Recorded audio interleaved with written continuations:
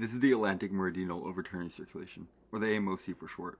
It's the Atlantic's portion of the planet's global circulation system, and it's thought of as the drivetrain for a worldwide conveyor belt of life, nutrients, weather, and temperature for everything in and around the ocean.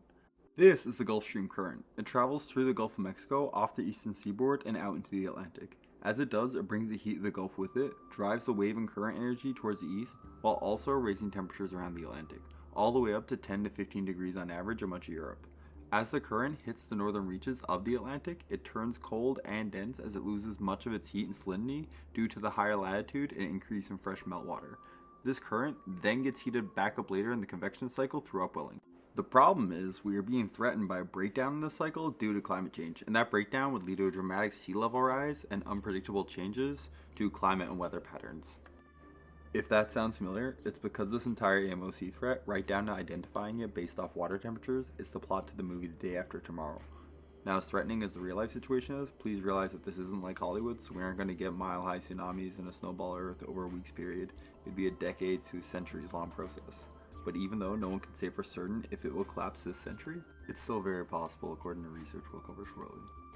As mentioned, this complete collapse would still bring drastic and unpredictable changes in temperatures, sea level rise, and weather patterns that will certainly offer a threat to us as a society, so it's something that we still need to keep an eye on.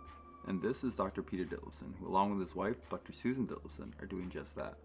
Their research builds on previous theories by analyzing a huge data set of sea surface temperatures acquired through combined measurements from moored instruments, induced electrical currents in submarine cables, and satellite surface measurements, as well as sampling of historical data from the Hadley Center's Sea Ice and Sea Surface dataset stretching from 1870 to 2020.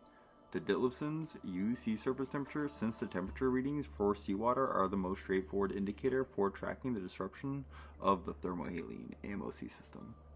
Their results were startling, as they indicate that temperatures continuing to change at this rate will result in the collapse of the AMOC by mid-century. That model gives us a couple of decades to prepare our infrastructure and our society for its impacts.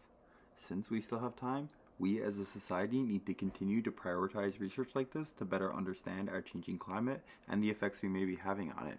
We might not have the instant doomsday like in Hollywood, but if we ignore our climate, we will be consumed by it.